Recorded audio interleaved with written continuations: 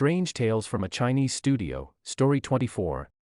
This Yeah. is a wild one. Yeah, this was pretty out there. So we're diving into excerpts from Huapi Painted Skin in English, and let's just say it's gonna get weird. Definitely gonna get weird. Think of this as your express ticket straight to the heart of this story. We're gonna unearth the juiciest bits, decode the symbolism, and help you navigate the twists and turns. Exactly. Consider us your guides through this pretty strange landscape. Our mission, should we choose to accept it, is to unravel the tale of this scholar and this mysterious woman, right? Figure out what's really going on and why it matters. Absolutely. All right, let's do it. So right off the bat, we're introduced to Wang Sheng. He's a scholar living in Taiwan. Classic protagonist, right? Yeah, pretty much. But here's the thing. One morning, he bumps into this young woman on the road, and the way she's described, it's like the text is painting a picture. You know, I can imagine. she's this vision of beauty. Graceful, about 16 or 17, fair skin, with this rosy tint, delicate eyebrows, and these really expressive eyes.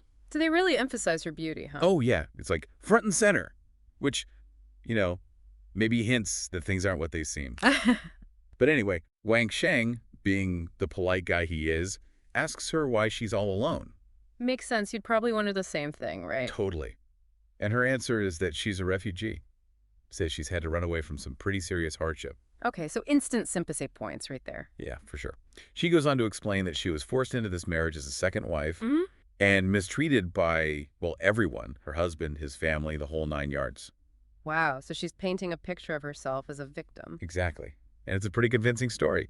So naturally, Wang Sheng steps in, offers her a place to stay in his secluded study. Secluded, huh? That seems significant. Right. Like there's a reason they emphasize that. Anyway, she accepts his offer, but plays it coy. Acts all worried about repaying his kindness and insists on keeping it a secret. So secrecy right from the start. What do you make of that?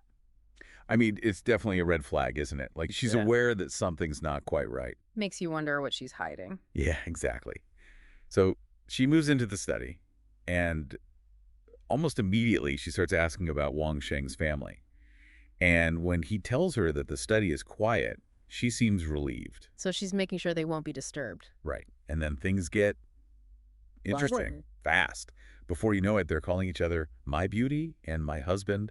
And Wang Sheng is completely smitten, neglecting his duties, spending all his time with her. So it's this whirlwind romance, almost too good to be true. Right. Like, is he blinded by her beauty? Is he missing something? Maybe he's just ignoring the warning signs? Could be.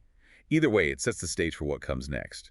Because into this lovey-dovey scene walks an old Taoist priest. Oh yeah, this guy. He's kind of a big deal. Huge deal.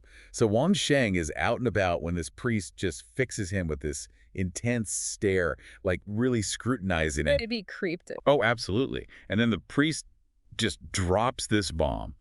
He tells Wang Sheng that he's surrounded by evil and looks unwell, despite seeming calm on the surface. That's a lot to process. Right. But Wang Sheng's reaction is just to brush it off. He assumes the priest is just trying to get him to pay for a fortune telling. So he's in denial. Big time. And the priest, as he's leaving, he gives this warning. He says Wang Sheng is completely oblivious to the disaster that's about to hit him. Talk about foreshadowing. Right. And we, as the readers, we know something's up. Yeah. But Wang Sheng, Clueless. totally. Yeah. So he goes home, presumably still thinking about this beautiful woman, and his wife, Chen Shi, can tell something's off. Wives always know, right? It's like a sixth sense. Anyway, Yeah. she's worried about him, but he downplays it. Then he mentions, oh, by the way, there's this refugee woman staying in my study. Casually drops that in there. Like, it's no big deal. But Chen Xing, she's smart. She suggests he send the woman away, to avoid trouble and protect his reputation. Sensible advice. Totally. But does he listen? Of course, nope. Instead, he plays the knight in shining armor. Says he can't possibly send this poor, suffering woman away. So he's prioritizing this fantasy over his wife's concern. And over common sense, really. Mhm. Which leads us to the truly horrifying part of the story. The next morning, Wang Sheng goes to his study, and the doors are bolted shut. Okay, that's not normal. Definitely not. No. He has to climb over the wall to get in, and then the room door's bolted too. So the tension's building. Oh, yeah. And then he looks through the window. Yeah. And what he sees, it's the stuff of nightmares. I'm getting chills just thinking about it. So there's this hideous demon, blue face, fangs, red hair, the whole works. And on the bed, a human skin. And the demon is painting on it. Okay, that's just messed up. Right. And then, get this, the demon puts on the skin and it transforms back into the beautiful woman. Oh my, So she's literally wearing a mask. that's terrifying. No wonder Wang Sheng freaks out. Oh yeah, he runs for his life. He finally gets it. He understands what the priest was talking about. So his blissful ignorance is shattered. Completely. Hmm. And he knows he needs help. So he goes looking for the Taoist priest. To apologize, probably. Definitely. And to beg for help. Thankfully, the priest agrees to help him, sees that he's genuinely terrified, and understands the danger now. It's like he gets a second chance. Yeah, exactly. So the priest tells him to hang a fly whisk above his door at home for protection, Like a magical ward. Right. And he tells him to meet him at the King Emperor Temple if things get really bad. So he's got a backup plan. Yeah. Wang Sheng rushes home, hangs up the fly whisk, and then basically hides. He's terrified. Understandably. And then, in the middle of the night, he hears these strange sounds outside his house. no. He's too scared to even look, so he sends his wife, Chen Shi, to check it out. Brave woman. She goes to the door, and there's the woman staring at the fly whisk like it's repelling her. She can sense its power. Then she leaves, but comes back a minute later furious, starts yelling curses at the Taoist and at Wang Sheng. So she's not happy about the fly whisk. Nope. She says Wang Sheng's heart belongs to her and that the fly whisk won't stop her. Possessive much. Right, and then she just tears the fly whisk apart, smashes down the door, and finds Wang Sheng cowering in bed. He begs her to spare him, but It doesn't end well, does it? no. She rips out his heart and leaves, laughing. Brutal. I know. Poor Chen Shi. She sends Wang Sheng's younger brother to find the Taoist priest again. Desperate times. Desperate measures. Exactly. The Taoist is furious when he hears what happened. He goes to Wang Sheng's house, but the demon's already gone. She's on the move. Right. But the Taoist, he's got this incredible intuition. He asks about the people living in the south courtyard where the younger brother lives. He suspects something. He does. He says flat out that the demon is there. The brother doesn't believe him at first, but then he remembers this old woman who showed up wanting to be a servant. Even though they didn't need one. Right. And she refused to leave. The Taoist knows instantly it's the demon. Classic demon move. Yeah. Blending in, So the Taoist goes to the south courtyard, wooden sword in hand, and demands the demon return the fly whisk. It's a showdown. Totally. The old woman tries to run, but the Taoist strikes her with the sword and her disguise falls apart. It's the demon in all its hideous glory. The mask is off. Literally, the demon screams and the Taoist stabs it through the head. Well, that's gotta hurt. But it's not over yet. The demon transforms into black smoke and the Taoist captures it in a gourd. Like a supernatural vacuum cleaner. Right. So the immediate threat is gone, but Wang Sheng's still dead.